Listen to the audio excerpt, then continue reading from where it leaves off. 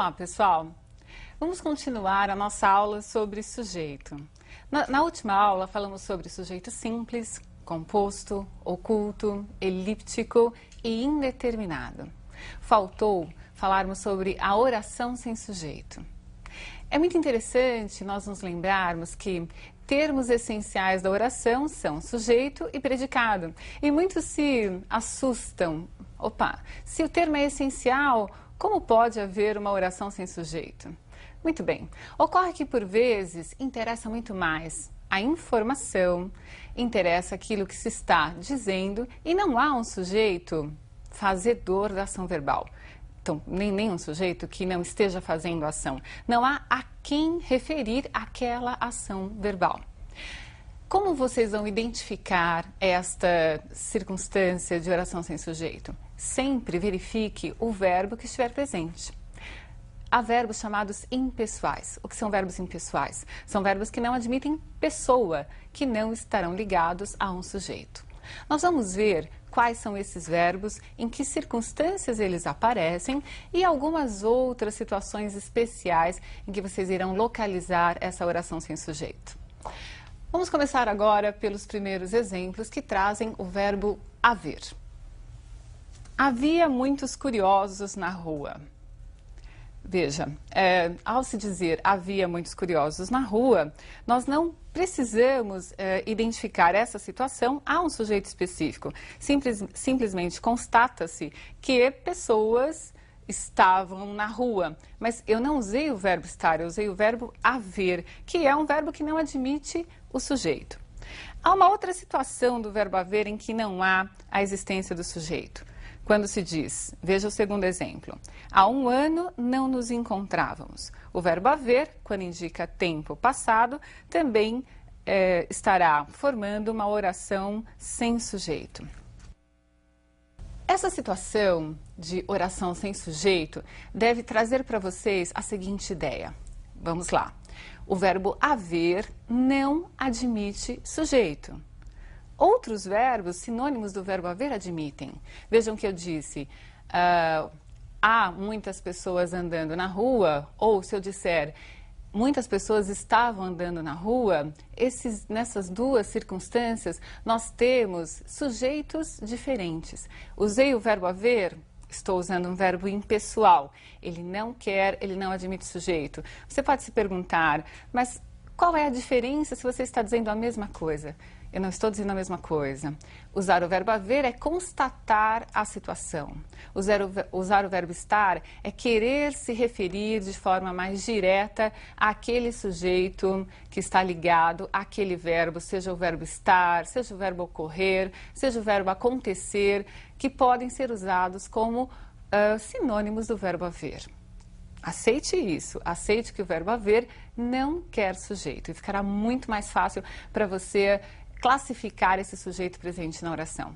Aceite também que, no sentido de existir, ocorrer e acontecer, e indicando tempo passado, não haverá o sujeito. Peraí, indicando tempo passado? Sim, eu digo, há 2 anos não o encontro.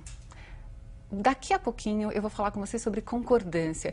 Comecem a observar que os exemplos trazem verbos no singular. Daqui a pouco nós vamos ver por que isso ocorre, qual é o fenômeno da gramática que explica essa circunstância. Vamos ver outras estruturas, além dessas que eu falei com o verbo haver, em que não há sujeito. Vejam comigo.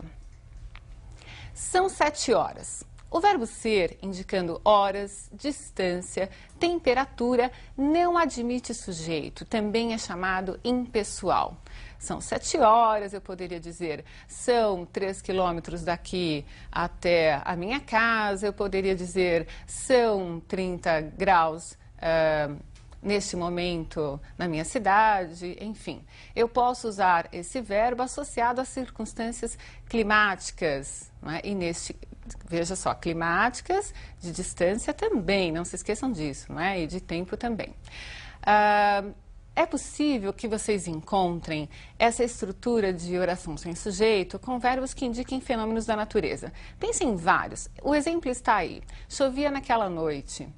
Poderia ser ventava naquela noite, trovejava naquela noite. Enfim, verbos que por si indiquem o fenômeno da natureza. É o verbo que tem de indicar. Se eu dissesse a chuva estava forte naquela noite, eu estaria direcionando o foco de atenção para a chuva.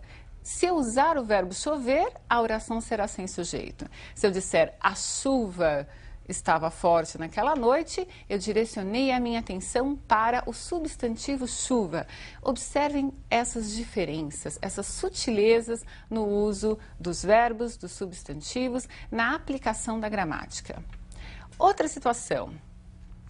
O verbo fazer também poderá ser usado como impessoal, em circunstâncias muito específicas, indicando o tempo passado ou clima. Então, veja, fazia calor naquela sala. Tempo passado, eu poderia dizer, faz 2 dias que não o vejo. Assim como eu disse agora há pouco, há 2 dias não o vejo. Tudo bem? Então, o verbo fazer e o haver, indicando tempo passado, são verbos impessoais. Vão gravando essas circunstâncias desses verbos específicos. Também o verbo estar, indicando clima, circunstâncias relacionadas a clima, a temperatura. Veja o exemplo, está 30 graus em São Paulo. Não é? Eu poderia dizer está calor, está frio, outras circunstâncias climáticas. Muito bem, você viu que esses verbos haver, fazer, ser e estar em circunstâncias específicas serão considerados verbos impessoais. Então não é sempre que eles aparecerem que eles estarão formando as chamadas orações sem sujeito. Sempre observem o que eles estão indicando no contexto em que aparecem. Tudo bem?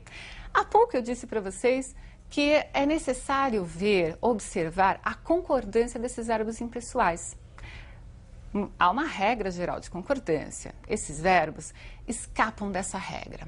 Vamos ver uma situação, novamente, com o verbo haver, não é? Em que muitas pessoas cometem aí, na fala principalmente, um deslize, considerando esse verbo como pessoal e não como impessoal, e aparece uma concordância gramaticalmente errada. Vejamos duas circunstâncias na tela, 2 exemplos, um correto, outro incorreto, e veja como você normalmente utiliza esse verbo. Leiam comigo. Havia muitos alunos na sala. Havia. O verbo está na terceira pessoa do singular, que é a característica do verbo impessoal. Se não há sujeito, o verbo fica no singular. Então, seria incorreto dizer ou escrever haviam muitos alunos na sala. Observem, se eu trocasse o verbo haver por um sinônimo, eu estaria trocando um verbo impessoal por um verbo pessoal. Eu poderia dizer existiam muitos alunos na sala, mas se for o verbo haver, ele não quer sujeito, então ele vai ficar no singular. Entendam que é necessário respeitar essa característica do verbo haver. Isso vai valer também para os verbos fazer e para o verbo estar. Já vamos ver que o verbo ser é um verbo que entra numa exceção na nossa gramática. Até porque ele é considerado gramaticalmente um verbo anômalo. Em várias situações, nós vamos ver o verbo ser em circunstâncias que escapam à regra geral. Por falar em regra geral, qual é a regra geral de concordância verbal? Leiam comigo e vejam um exemplo em que essa regra geral está sendo aplicada. O verbo concorda com o sujeito. Sim, quando há sujeito na oração, o verbo concorda com esse sujeito. Olhem lá. Existiam muitos alunos na sala. O verbo existir é um verbo pessoal. O que é ser verbo pessoal? É admitir um sujeito. Admitir e concordar com esse sujeito. É obrigação do verbo, quando há sujeito, concordar com ele. Então, eu usei o verbo no plural. Existiam muitos alunos na sala. Errado seria dizer existia muitos alunos na sala. Bem, você entendeu a diferença? Usei o verbo haver, sou obrigada a colocar o verbo no singular. Se eu trocar o verbo haver por outro verbo, eu passo a ter um verbo pessoal e devo usar a regra geral de concordância. Entendido isso? Ótimo. Você já ouviu falar também em locuções verbais. O que é uma locução verbal? Quando não há na oração somente um verbo, mas dois verbos ou três verbos, e essa junção de dois ou três verbos traz apenas uma informação.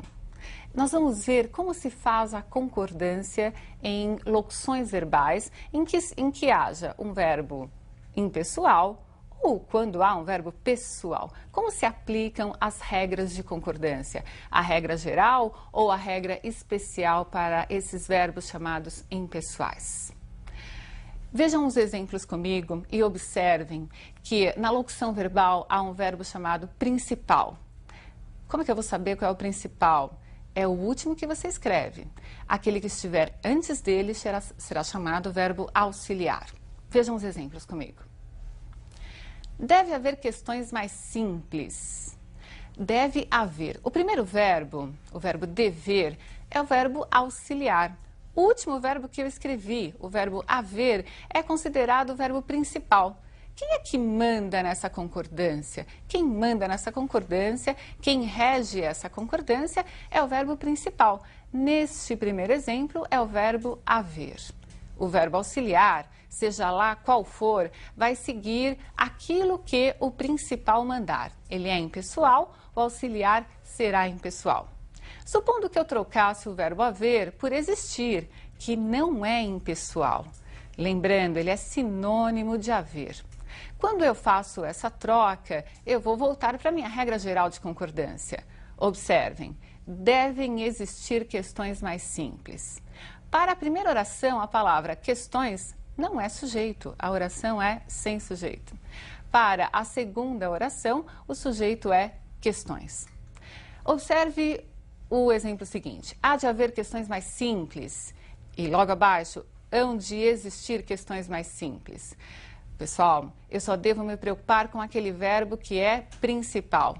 Se o verbo haver não aparecer como principal, ele vai passar a ser pessoal, porque o verbo principal aí, que é o existir, é pessoal. Então, é uma circunstância em que o verbo haver foi para o plural, não como principal, mas como auxiliar. Acharam difícil essa concordância? Ela será pedida a vocês no vestibular, podem esperar, não é? Assim como vocês devem observar outras regras de concordância, por exemplo, como vai acontecer com o verbo ser, que é o verbo que eu chamei de anômalo, que segue características muito especiais. Passemos por alguns exemplos do verbo ser e vamos observar que ele sempre vai concordar com a indicação numérica presente no predicativo. Vamos lá. São 7 horas, amanhã serão 27 de março. Eram 13 quilômetros até a sua casa. Devem ser 2 horas agora. Viram só? O verbo ser concordou com um número e é assim que vai acontecer com ele, por ele ser um verbo especial. Na próxima aula, continuaremos a falar sobre termos da oração, sobre concordâncias especiais e eu quero que você esteja acompanhando comigo. Um grande abraço.